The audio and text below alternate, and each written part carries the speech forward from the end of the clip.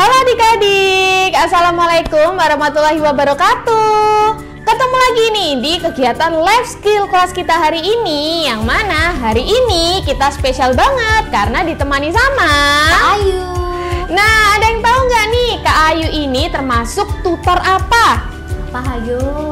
Tutor apa Kak Ayu? Tutor IPAS dan juga biologi Kak Firda. Nah, berarti berkaitan nih dengan mata pelajaran yang Kak Ayu ampuh. Hari ini tema kegiatan LSC kita hari ini adalah eksperimen seru. Wah, kayaknya udah lama banget kita tidak bereksperimen ya adik-adik ya. Jadi hari ini spesial banget Kak Firda mendatangkan Kak Ayu untuk sharing informasi dan juga ilmu baru yang barangkali akan bermanfaat ya untuk adik-adik di rumah. Nah, kalau begitu kayaknya udah nggak sabar ya Kak Ayu ya. Kira-kira kita akan bereksperimen apa nih Kak Ayu hari ini? Banyak sekali ya Kak Firda ya. Kita akan bereksperimen. Yang pertama adalah uji kandungan boraks. Wah, ada yang tahu nggak nih apa itu boraks? Kayaknya sering kita temukan ya dalam kehidupan sehari-hari. Boraks itu adalah senyawa yang berbahaya ya adik-adik, apalagi kalau terkandung pada makanan yang kita konsumsi. Kira-kira bahayanya apa nih Kak Ayu? Yang paling bahaya adalah bisa menyebabkan kanker, kemudian penyakit-penyakit yang berhubungan dengan sistem pencernaan, dan bisa menyebabkan kematian loh Kak Firda. Wah, jadi adik-adik perlu ya mengantisipasi barangkali ada kandungan makanan yang adik-adik sering konsumsi di rumah, apakah mengandung boraks atau tidak nih. Nah, itu adalah hasil eksperimen kita yang pertama ya Kak Ayu ya. Yang kedua Kak Ayu? Yang kedua adalah uji kandungan karbohidrat. Oke, karbohidrat adalah salah satu hal yang mungkin kita butuhkan di dalam tubuh kita ya. Betul, karena karbohidrat ini nanti akan diolah menjadi energi nih untuk adik-adik beraktivitas setiap hari. Oke, itu untuk eksperimen kita yang kedua. Yang ketiga Kak Ayu? Yang ketiga adalah kita akan berteriak nanti Kak Firda.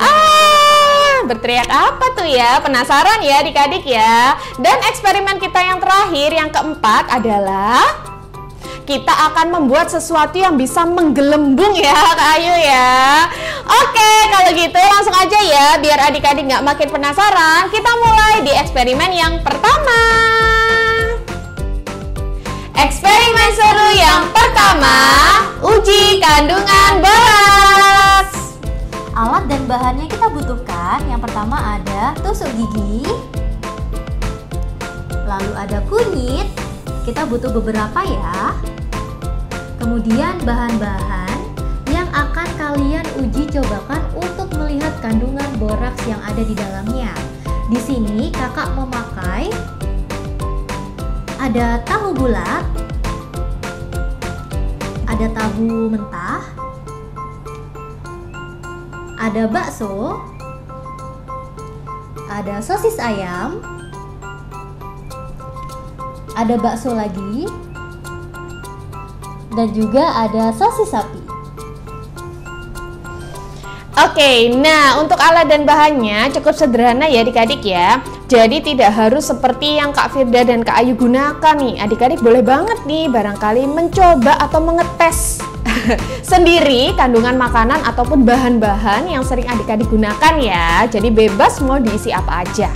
Nah, kita sudah memberikan kode pada makanan yang akan diujikan ya adik-adik ya, mulai dari huruf A sampai huruf F. Nah, kalau gitu langsung aja ya Kak Ayu kita ujikan. Gimana nih langkah pertamanya? Langkah pertama kita siapkan tusuk gigi, sejumlah bahan yang akan kalian uji. Di sini ada 6 bahan yang akan kita uji, sehingga kita butuh 6 tusuk gigi. Nah, langkah pertamanya adalah kita akan menusukkan persatuan ini ya, persatu tusuk gigi ke dalam kunyit ya, ditusuk sedalam-dalamnya adik-adik. Jadi tidak perlu dikupas ya kunyitnya ya, ditusuk aja seperti ini. Nah, bisa dilakukan ke masing-masing kunyit ya, ke masing-masing tusuk gigi juga. Nah, seperti ini ya. Oke, kira-kira butuh berapa lama Kak Ayu? Nah, ketika ditusukkan ke dalam kunyit, kita biarkan selama 2 menit ya adik-adik. Tujuannya agar bahan warna alami yang ada di kunyit ini menyerap pada tusuk gigi. Nah, seperti ini ya penampakannya adik-adik. Oke, kalau gitu kita tunggu 2 menit terlebih dahulu ya adik-adik ya. Nah, setelah 2 menit kita akan cabut tusuk giginya satu persatu ya adik-adik. Nah, hasilnya warnanya akan menempel seperti ini.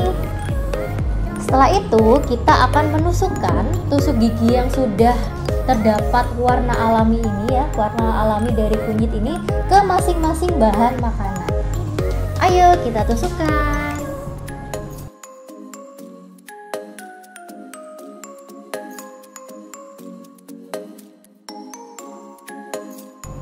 Kira-kira apakah dari bahan-bahan ini ada yang mengandung borak ya? Nah, bisa adik-adik perhatikan ya. Jadi tadi keadaan atau kondisi tusuk gigi yang kita tempelkan nih, kita tancapkan ke kunir itu berwarna kuning tua ya adik-adik ya, atau kuning cerah. Nah, nantinya jika kandungan makanan tersebut mengandung boraks, itu akan berubah warna menjadi apa ya Kak Ayu ya? Menjadi sedikit gelap adik-adik, bisa oranye, merah, sampai ke merah bata. Oke, jadi nanti akan ada perubahan warna nih yang akan terjadi setelah kita tunggu selama kurang lebih 2 menit. Nah, mengenai borak sendiri nih Kak Ayu, kira-kira sebenarnya fungsi borak itu digunakan untuk apa sih Kak? Boraks itu untuk pengawetan Kak, tapi bukan untuk pengawet makanan ya, yang pasti ya. Seperti itu Kak Firda. Oke, jadi boraks itu yang Kak Firda tahu itu biasanya digunakan untuk mengawetkan mayat ya Kak ya? Oke, untuk kepentingan maupun tujuan tertentu ya adik-adik ya. Nah, tapi karena mungkin banyak masyarakat atau oknum yang mungkin tidak mengetahui ya efek berbahaya dari boraks, akhirnya ingin menggunakan hasil produknya itu supaya awet, mereka mencampurkannya ke dalam makanan. Yang mana semakin banyak kadar boraks yang dicampurkan, itu pasti dampak negatifnya akan semakin besar ya Kak Ayu. Iya, betul banget Kak Firda. Oke, kalau begitu kita tunggu dan kita lihat ya adik-adik ya, apakah ada perubahan warna nih dari semua bahan yang sudah kita tancapkan dengan menggunakan tusuk gigi yang sudah berwarna kuning. A few minutes later. Nah, ini sudah 2 menit ya Kak Firda. Betul. Mari kita saatnya melihat apakah kandungan boraks itu ada di salah satu makanan di bawah ini. Kita lihat ya satu persatu. Dimulai dari yang A. A ini adalah tahu bulat. Kita lihat ya hasilnya. Oke, apakah ada perubahan warna? Wah, hasilnya seperti ternyata ini, adik-adik. tidak berubah ya Kak Ayu ya. Betul. Warnanya tetap sama, berarti menandakan bahwa tahu bulat ini tidak Ada mengandung kandungan borak. Nah, Aman ya? dikonsumsi ya. Oke, kalau begitu kita lanjut ke bahan yang B, yaitu tahu mentah ya Kak Ayu. mentah ya, kita lihat ya. 1, 2, 3. Wah, ini warnanya juga tidak berubah ya Kak ya, tetap Betul. menjadi warna kuning tua. Artinya tahu ini adalah tahu yang tidak mengandung boraks, jadi aman untuk dikonsumsi. Oke, berarti bisa kita masak ya Kak Ayu ya. Betul. Kita lanjut ke bahan yang C, yaitu bakso satu ya adik-adik Iya. ya. Bakso satu kita lihat ya hasilnya ya. Apakah ada kandungannya? Wah, bisa adik-adik amati, ada perubahan warna yang mencolok nih di ujungnya, yaitu Betul. warna agak-agak kemerahan ya Kak Ayu Iya, ya. warna oranye agak merah ya. Betul, berarti bakso satu ini Positif mengandung boraks. Wah, tidak bisa kita masak bandingkan ya dengan hasil yang sebelumnya ini. Yang sebelah kiri ini tidak mengandung boraks dan yang sebelah kanan ini mengandung boraks. Oke, kita sudah menemukan satu bahan makanan yang mengandung boraks ya. Karena memang kebanyakan boraks itu ada di kandungan bakso-bakso gitu ya Ya. Kak Ayu ya. Yaitu makanan olahan atau yang di frozen ya biasanya ya, biar awet. Oke, kita lanjut ke bahan yang D, yaitu sosis ya. Kayaknya sosis juga ada kemungkinan ya Kak Ayu ya mengandung boraks. Kita akan buka 1, 2, 3. Wow. Oke, bisa bisa adik-adik amati, apakah ada perubahan warna? Nah, ini ada perubahan warna tapi cukup tipis ya Kak Ayu ya. Nah, tidak semencolok yang bakso satu, tapi dia juga ada kandungan boraksnya nih adik-adik. Wah, berbahaya ya Kak Firda. Betul, jadi mungkin takaran boraksnya tidak sebanyak yang bakso satu. Oke, kita sudah menemukan 2 bahan yang mengandung boraks nih. Nah, kita lanjut ke bahan yang E, yaitu bakso 2 ya Kak Ayu ya. Oke, kalau gitu Kak Ayu buka, apakah ada perubahan warna? Oke, ternyata iya tidak ada, warnanya tetap sama seperti tadi di awal ya adik-adik ya, yaitu berwarna kuning. Jadi Kak Ayu harus menggunakan bakso 2 aja ya untuk bikin sop ya. Betul. Oke, ternyata aman ya bakso 2 ya. Nah, yang terakhir ini ada sosis sapi ya adik-adik ya. Kita akan lihat apakah sama nih seperti sosis 1. Iya, ternyata dia aman ya adik-adik, tidak ada kandungan boraksnya karena tidak ada perubahan warna. Nah, tidak ada sedikit pun ya adik-adik ya, berarti aman untuk dikonsumsi. Oke, gimana nih adik-adik? Menarik banget ya. Ternyata untuk menguji bahan makanan ataupun makanan yang mengandung boraks itu ternyata gampang banget ya Kak Ayu ya. Kita hanya perlu 1 bahan aja. Dan ini juga gampang banget ditemukan ya adik-adik ya. Betul, ini sangat mudah ditemukan dan juga harganya juga murah ya Kak Ayu ya. Oke, kalau gitu untuk eksperimen kita yang pertama kita sudah selesai ya adik-adik ya. Jadi kenapa sih Kak Ayu kita harus menggunakan kunir nih? Bisa nggak Kak Ayu kita menggunakan media yang lain atau bahan yang lain? Nah, kunir atau kunyit ini adalah indikator alami untuk uji boraks. Nah, kunyit itu mengandung senyawa yang namanya kurkumin ya. Nah, kurkumin itu bisa mengikat asam-asam borak ya yang ada di kandungan boraks bahan makanan ini tadi Kak Firda. Sehingga yang awalnya itu kuning ya, kunyit itu mengandung kurkumin dan menghasilkan warna kuning, ketika ada kandungan boraks yang sifatnya basah, maka dia akan berubah menjadi warna gelap atau oranye atau merah bata, seperti itu Kak Firda. Oke, kalau misalkan kita mengganti selain kunir nah Kak Ayu, barangkali Kak Firda punyanya laos, bisa nggak Kak Ayu? Nggak bisa dong. Nggak bisa ya, karena tidak ada kandungan senyawa yang bernama kurkumin tadi ya Kak Ayu ya. Nah, berarti kurkumin itu fungsinya salah satunya adalah untuk mengetahui kadar boraks yang ada di makanan. Oke, kalau gitu sudah jelas ya adik-adik ya untuk eksperimen kita yang pertama. Kalau gitu kita akan lanjut ke eksperimen yang kedua. Eksperimen seru yang kedua, uji kandungan karbohidrat. Alat bahan yang dibutuhkan adalah betadin. Kemudian bahan-bahan yang bisa kalian siapkan sendiri di rumah ya. Di sini kakak menyiapkan tahu. Di sini juga ada tahu putih. Ada roti, sosis ayam, ada bakso, dan yang terakhir ada kentang. Jadi bahan-bahan yang kalian butuhkan ini bisa dari bahan eksperimen yang pertama ya adik-adik. Oke, nah di eksperimen kita yang kedua ini barangkali adik-adik bisa mencoba ya untuk kandungan bahan makanan yang mungkin dicurigai mengandung karbohidrat ya. Karena nantinya kembali nih sama eksperimen seru kita yang pertama, yaitu adanya perubahan warna ya Kak Ayu ya. Betul. Nah, kira-kira nih Kak, untuk kandungan makanan yang dengan karbohidrat yang tinggi, kira-kira ada perubahan warna apa aja nih Kak? Jadi semakin tinggi kandungan karbohidratnya, maka akan semakin gelap warnanya adik-adik. Nanti bisa menjadi biru kehitaman ataupun warna ungu Kak Firda. Oh gitu.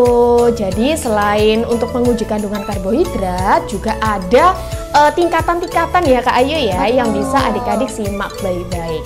Oke, kalau gitu langsung aja ya Kak Ayu ya. Gimana nih Kak Ayu langkah kerjanya? Yang pertama, kita membutuhkan betadin ya adik-adik ya. Setiap bahan makanan akan kita teteskan sebanyak 2 tetes. Kita akan meneteskan ke bahan yang A, ini adalah tahu ya. Nah, 2 tetes. Bahan B,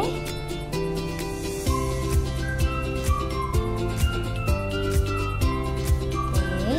Kemudian bahan C,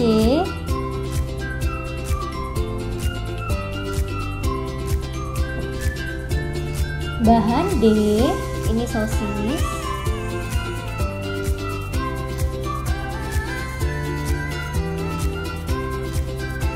Kemudian ada bakso. Oke. Dan kentang.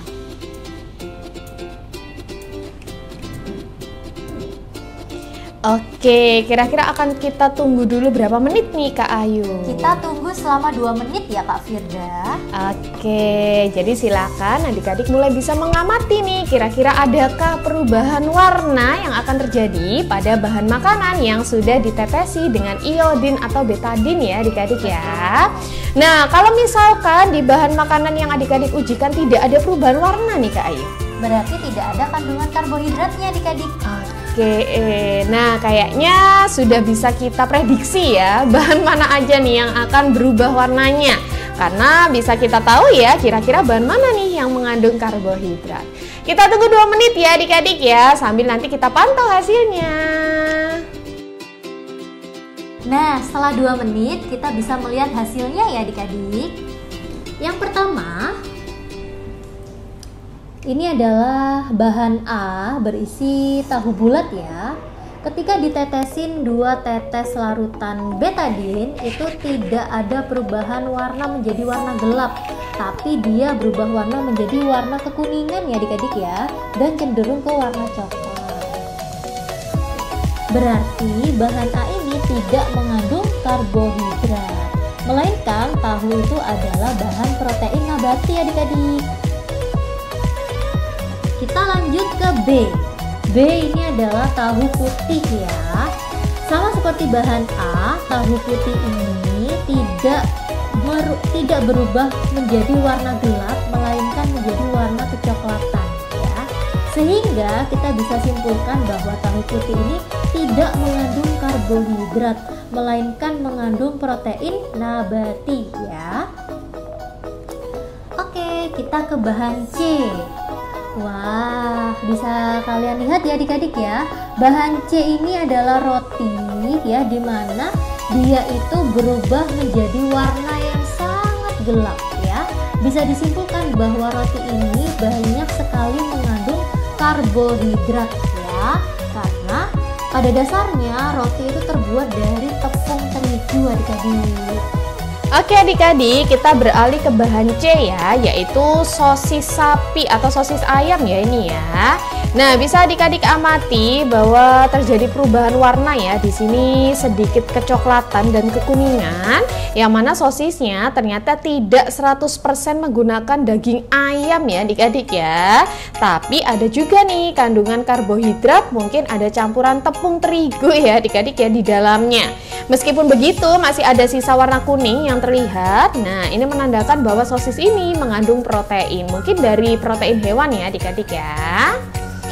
Oke, selanjutnya kita lihat di bahan E. Wah, bahan E ini sudah terlihat jelas ya. Di sini kita bisa melihat warna hitam yang sangat-sangat pekat ya adik-adik ya. Gelap banget ya. Nah, ini menandakan bahwa bakso ini, nah kayaknya 90% ini terbuat dari tepung ya kayaknya ya adik-adik ya. Karena sangat gelap sekali ya adik-adik ya. Hampir semuanya mengandung karbohidrat. Yang terakhir, nah ini juga tidak kalah ya adik-adik ya, warnanya juga sangat gelap. Nah, ini kita ketahui bersama ya bahwa kentang ini pastinya mengandung karbohidrat.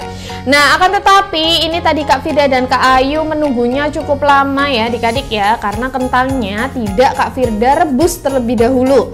Harusnya direbus, kemudian bisa dilembutkan sedikit ya adik-adik ya, supaya nanti hasilnya bisa cepat terlihat dan lebih maksimal. Begitu ya. Berarti untuk kentang ini mengandung karbohidrat yang cukup tinggi ya Kak Ayu ya. Betul Kak Firda. Oke, nah kira-kira nih Kak Ayu, ada apa sih di kandungan betadine yang kita gunakan tadi sebagai uji kandungan karbohidrat nih Kak Ayu? Jadi adik-adik, betadine yang bisa mengobati luka ini ternyata mengandung iodin Kak Firda. Nah, fungsi iodin ini bisa menjadi uji karbohidrat pada makanan yang ada di depan ini ya. Jadi iodin itu nanti akan bereaksi, kemudian dia bisa membentuk rantai polisakarida dan membentuk iodinasi. Sehingga pada peristiwa itu bisa mengubah warna makanan menjadi biru gelap ataupun ungu. Oke, jadi bahan yang sederhana yang bisa adik-adik gunakan untuk menguji kandungan karbohidrat ini adalah betadine ya adik-adik ya, yang mengandung iodin. Sebenarnya ada cairan khusus di mana dia digunakan untuk menguji karbohidrat, yaitu cairan glukol ya, lugol ya kalau nggak salah ya. Lugol iodin. Oke, lugol iodin. Tapi karena kita bereksperimen sederhana nih, nah adik-adik bisa ya mencoba dengan bahan yang mudah ditemukan di sekitar bahan makanan dan juga betadine. Begitu ya adik-adik ya. Oke, wah seru banget nih eksperimen kita yang kedua. Silakan adik-adik menggunakan bahan makanan sebanyak apapun ya Kak Ayu ya, untuk diuji kira-kira seberapa tinggi kandungan karbohidrat untuk bahan makanan yang adik-adik uji. Kalau gitu kita lanjut ya Kak Ayu ya ke eksperimen yang ketiga. Eksperimen seru yang ketiga, ulat menari. Oke, nah dalam eksperimen kita yang ketiga ini cukup mudah ya adik-adik ya. Yang pertama kita siapkan mangkuk kosong, bebas ukurannya ya, mungkin lebih besar lebih baik nih kayaknya. Kemudian siapkan kantong kresek atau kantong plastik apapun ya adik-adik ya, warnanya juga bebas. Kemudian di sini bisa adik-adik lihat ini adalah kawat bulu ya yang sudah Kak Firda bulat-bulat atau Kak Firda bentuk ya menjadi seperti ulat dengan menggunakan bermacam-macam warna. Nah, usahakan untuk ukurannya tidak terlalu besar dan tidak terlalu kecil ya adik-adik ya. Ini juga Kak Firda punya karet, barangkali bisa sebagai alat bantu aja nih untuk merekatkan atau untuk memperketat kresek dengan mangkok. Oke, kalau gitu langsung aja kita ke langkah kerjanya. Yang pertama, nah kita siapkan mangkok yang akan kita gunakan ya adik-adik ya. Kemudian kita bungkus dengan menggunakan kresek. Oke, kita usahakan untuk bagian atasnya ini bagian yang halus ya. Nah, kemudian kita ikat atau kita puter-puter sampai permukaan atas mangkok tersebut rapat ya adik-adik ya. Nah, kayak gini ya. Adik-adik bisa menali atau barangkali bisa menggunakan karet untuk pengikatnya. Oke, kalau begitu kita letakkan ulat-ulat bulu yang sudah kita buat. Ini sambil ini ya.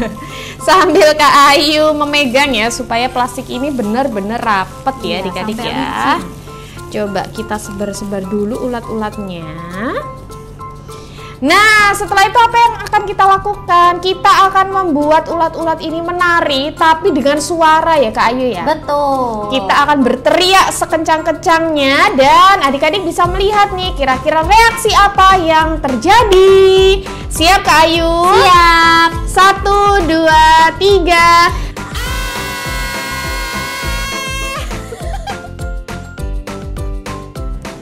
Wah, heboh sekali ya Kak Ayu ya. Tadi yang barusan kita lakukan. Jadi kita mengeluarkan suara sekencang-kencangnya nih untuk membuat para ulat tersebut menari-nari.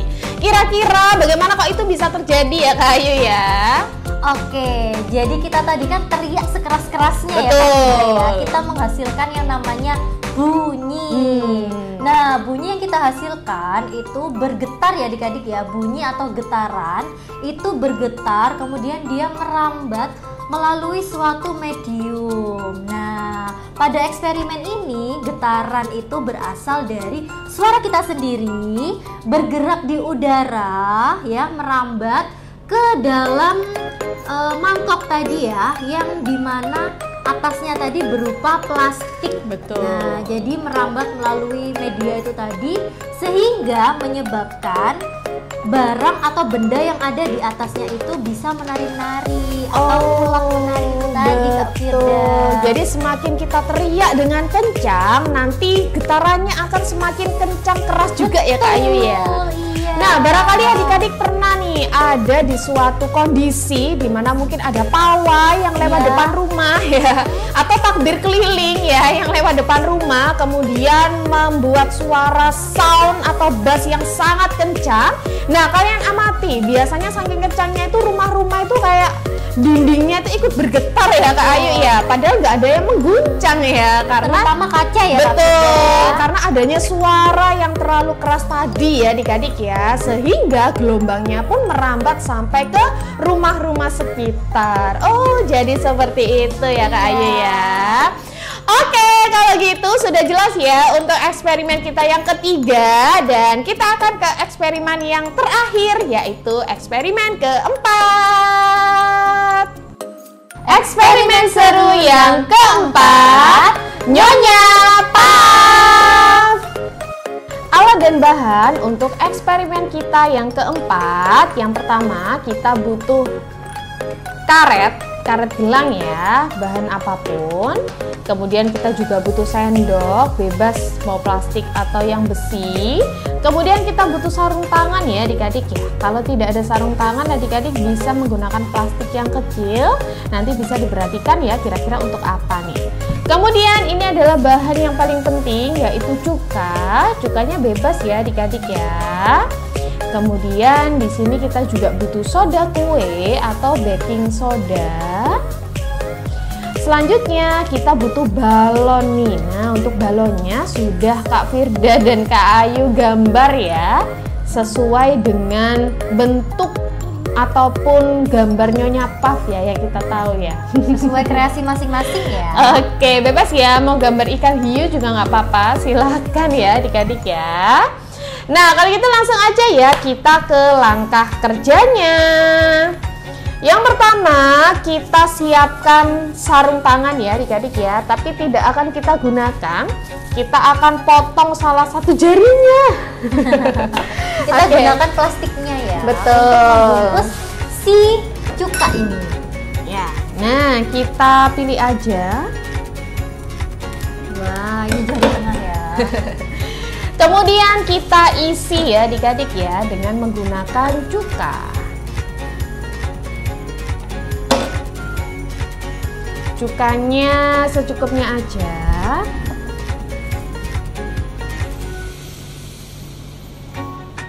Adik-adik bisa menggunakan plastik yang kecil ya adik-adik ya, boleh.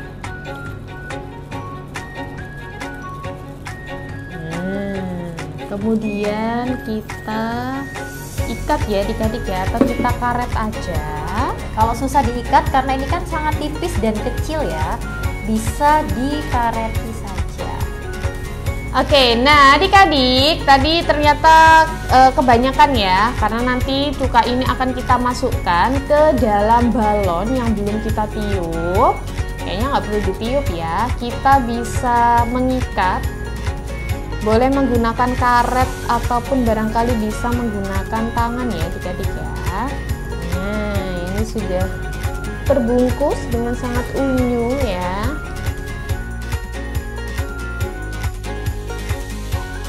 Karena kita sudah menyiapkan 2 balon, berarti adik-adik juga harus menyiapkan 2 buah kantong cuka. Setelah itu kita ambil soda kue atau baking soda. Kemudian kita siapkan juga balonnya ya adik-adik ya. Jadi kita akan memasukkan baking soda ini ke dalam balon. Ini bisa dibantu Ini ya. butuh kerjasama ya.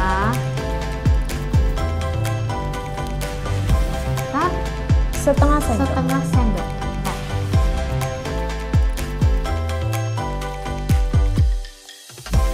Setengah sendok ya adik-adik ya.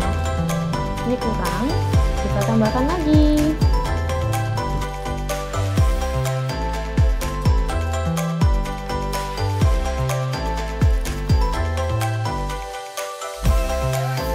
Kemudian kita masukkan kantong yang berisi cuka ke dalam balon tersebut.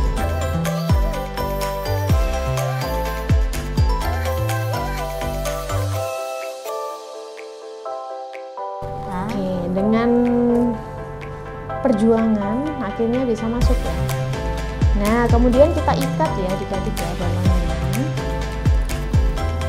Dan ulangi dengan langkah yang sama untuk balon yang lain yang sudah adik-adik siapkan.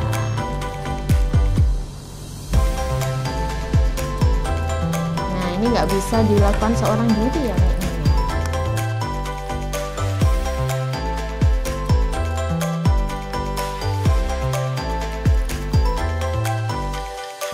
Oke, kita masukkan lagi kantong yang berisi air cuka.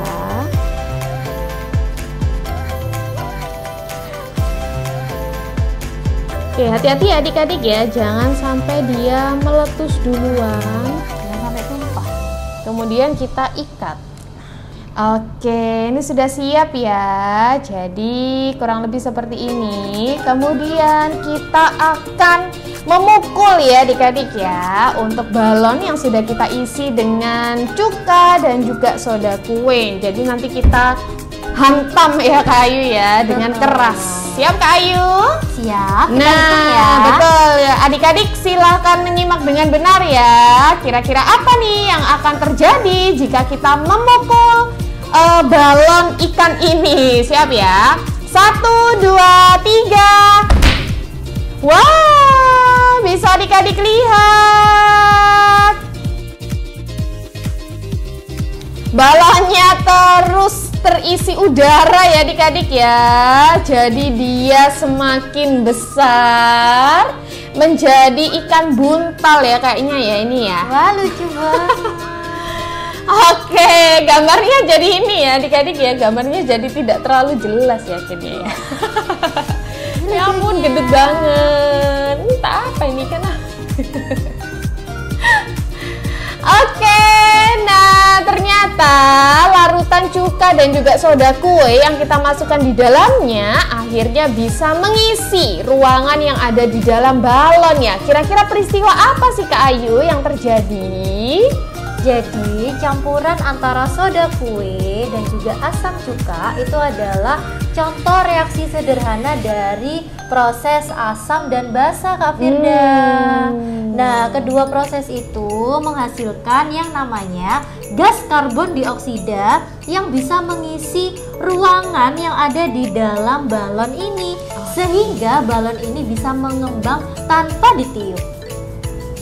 Wah, keren banget ya adik-adik ya. Jadi kalau adik-adik pegang nih, ini permukaan balonnya ini rasanya dingin sekali ya Kak Ayu ya. Kenapa kok dingin Kak Ayu? Karena ini menandakan adanya gas karbon dioksida. Oh begitu. Jadi adik-adik nanti ketika percobaan bisa adik-adik sentuh ya, kayak keluar dari lemari es ya. Nah, kayaknya selama larutan cuka dan juga soda kuenya ini bereaksi tidak terlalu besar ya, artinya volumenya juga bisa adik-adik sesuaikan, karena takutnya kalau terlalu banyak ini bisa meletus ya Kak Ayu ya, karena terlalu banyak tekanan gas atau tekanan udara di dalam balon. Jadi silakan disesuaikan ya adik-adik ya. Wah, ini kayak magic ya, bisa langsung kita lihat nih reaksinya. Oke, jadi seperti itu ya adik-adik ya di percobaan kita yang keempat yang merupakan percobaan terakhir kita. Wah, seru banget. Gimana? Silakan dicoba di rumah ya adik-adik ya. Terima kasih nih untuk Kak Ayu yang sudah menemani adik-adik hari ini. Semoga next time kita bisa collab lagi ya Kak Ayu ya. Betul, seru banget ya live skill class. Oke, betul banget nih, supaya nggak bosen ya Kak Ayu ya. Nah, untuk adik-adik yang di rumah nih, terutama adik-adik yang online, silakan kalian memilih 2 buah eksperimen yang bisa adik-adik lakukan di rumah. Tadi kan Kak Firda dan Kak Ayu menyajikan 4 eksperimen nih. Adik-adik cukup wajib melakukan 2 eksperimen saja. Kemudian jangan lupa didokumentasikan ya adik-adik ya. Mulai dari alat dan bahan yang adik-adik siapkan, kemudian ke langkah kerja yang adik-adik lakukan gitu ya. Jadi yang wajib dikumpulkan hanya 2 eksperimen saja. Bebas Mau eksperimen yang pertama, yang ketiga, yang kedua, yang keempat, bebas ya adik-adik ya, sesuai dengan alat dan bahan yang mungkin bisa adik-adik temukan di rumah.